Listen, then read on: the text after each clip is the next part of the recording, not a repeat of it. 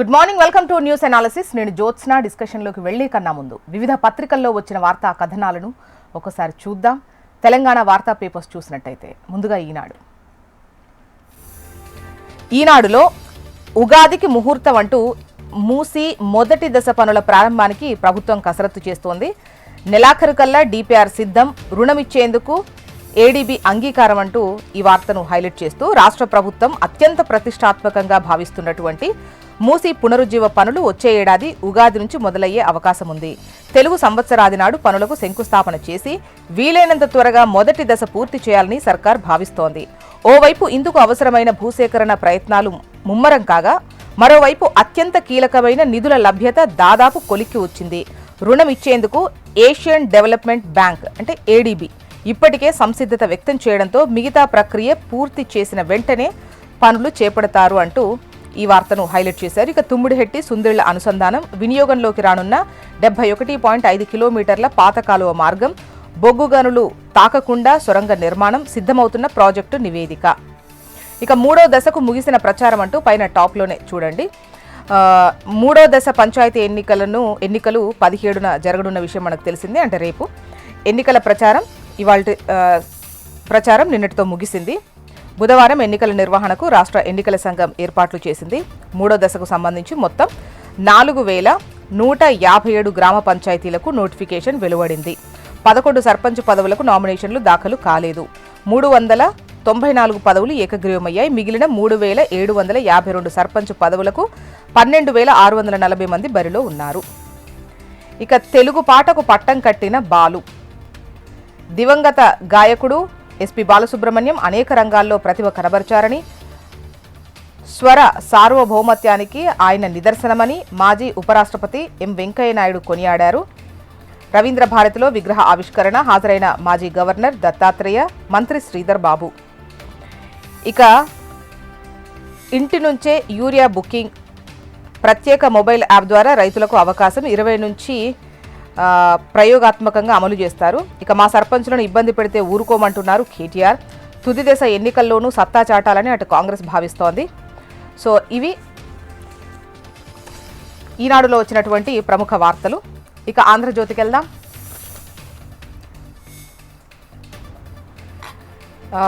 2029 ఎన్నికల్లో పోటీ చేస్తాం, సామాజిక తెలంగాణే ధ్యేయం, త్వరలోనే రాజకీయ పార్టీ, దానికి ప్రజలు సూచించిన పేరే పెడతాం, యువత మహిళలకు అవకాశం కల్పిస్తాం, రేవంత్ పాలనపై ప్రజల్లో సంతృప్తి. ఆస్క్ కవిత కార్యక్రమంలో నెటిజన్స్తో తెలంగాణ జాగృతి అధ్యక్షురాలు కవిత. ఇది పేరు పక్కనే పైన టాప్లో లెఫ్ట్లో ఇచ్చారు.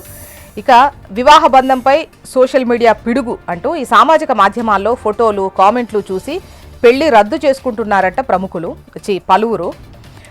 మధ్యప్రదేశ్లో 40 రోజుల వ్యవధిలో రద్దయిన పెళ్లిళ్లు 150కి పైనే ఉన్నాయట. పచ్చటి కాపురాల్లో సైతం డిజిటల్ చిచ్చు, కౌన్సిలింగ్ తీసుకోవాలని నిపుణులు సూచిస్తున్నారు. ఇక ముగిసిన పంచాయతీ మూడో విడత ప్రచారం, రేపే పోలింగ్ ఫలితాల వెల్లడి.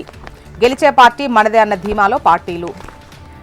బాలు పాట అజరామరం, ఎస్పీ బాలు విగ్రహావిష్కరణ కార్యక్రమంలో వెంకయ్య, దత్తాత్రేయ, శ్రీధర్ బాబు తదితరులు. మహాత్మా గాంధీకి రామ్ రామ్, ఉపాధి హామీ పథకంలో జాతిపిత పేరు తొలగింపు. నెక్స్ట్ నమస్తే తెలంగాణ,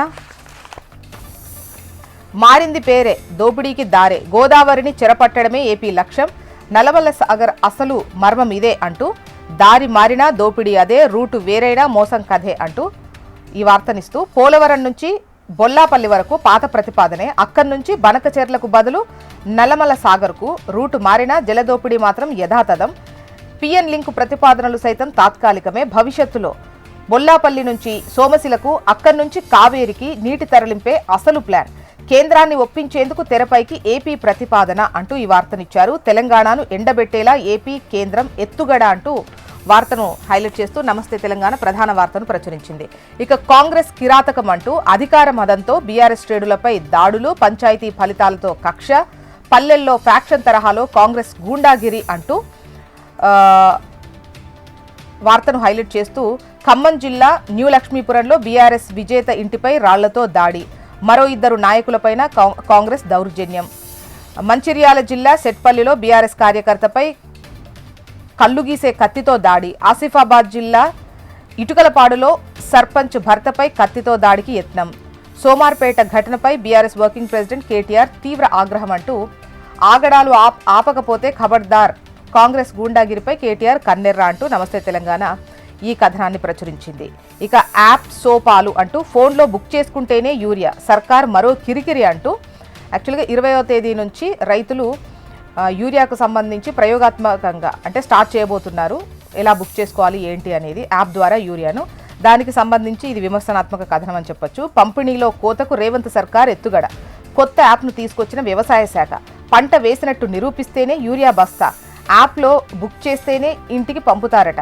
ఎకరాకు వరికి కేవలం 2 బస్తాలే కేటాయింపు. మొక్కజొన్నకు 3, మిర్చికి 5 బస్తాలు. అన్నీ ఒకేసారి ఇవ్వకుండా నిబంధనల అడ్డు. 15 రోజుల చొప్పున 3 విడతల్లో పంపిణీ. నెక్స్ట్ ఏపీ వార్తా విశేషాలు చూద్దాం. ఏపీ వార్తా విశేషాల్లో ముందుగా ఈనాడులో వచ్చినటువంటి కథనాలు మనం చూసినట్టయితే ప్రధాన వార్త, వైద్య కళాశాలల పూర్తి యాజమాన్యం ప్రభుత్వానిదే. అవి ప్రభుత్వ ఆస్తులు, నిర్వహణ మాత్రమే ప్రైవేటు వ్యక్తులకు.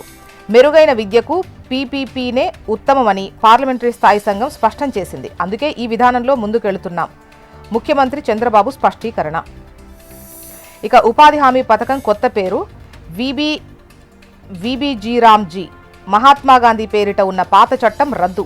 కొత్తగా వికసిత్ భారత్ రోజ్గార్ ఆజీవికా మిషన్. ప్రభుత్వ ప్రతిపాదన మండిపడ్డ ప్రతిపక్షాలు. ఉన్నత విద్యా సంస్థల నియంత్రణకు ఒకే సంస్థ. లోక్సభ ముందుకు మరో బిల్లు. నెక్స్ట్ ఆంధ్రజ్యోతి. ఏపీ వార్తా విశేషాల్లో ఆంధ్రజ్యోతి, ఏం బాగున్నామని ఎక్కడ తగ్గాలో తెలియకుండా గణాంకాలు. జీఎస్డీపీ తలసరి ఆదాయంలో తగ్గేదేలే, అసలు కష్టాలను దాచి కాగితాలపై గొప్పలు. దీంతో కేంద్ర పన్నుల్లో వాటాలో భారీగా కోత. రెవెన్యూ లోటు, గ్రాంట్లలోనూ నష్టమే. కేవలం అప్పుల కోసం జీఎస్డీపీకి రెక్కలు. జగన్ హయాంలో అప్పులే ఆలంబన. నేడు అప్పులతో పాటు ఇమేజ్ కోసం ఆరాటం. ఆర్థిక సంఘం నిబంధనల్లో సవరణకై యత్నాలు. ఢిల్లీ చుట్టూ రాష్ట్ర అధికారుల చక్కర్లు. ఏం బాగున్నామని అని చెప్పేసి ఈ లెక్కల కోసం గొప్పల కోసం లెక్కలు చూపించుకోవడం వల్ల కేంద్రం నుంచి వచ్చేటివి కూడా రాకుండా పోతున్నాయి. ఏం బాగున్నామన్నటువంటి క్వశ్చన్తో వార్తను హైలైట్ చేసింది ఆంధ్రజ్యోతి. మహాత్మా గాంధీకి రామ్ రామ్. ఉపాధి హామీ పథకంలో మహాత్ముడి పేరు తొలగింపు. నెక్స్ట్ సాక్షి. మెడికల్ కాలేజీల ప్రైవేటీకరణపై మహోద్యమం. పోటెత్తిన కోట్ల గళాలు. కోటికి పైగా సంతకాల ప్రతులతో జిల్లా కేంద్రాల్లో భారీ ర్యాలీలు.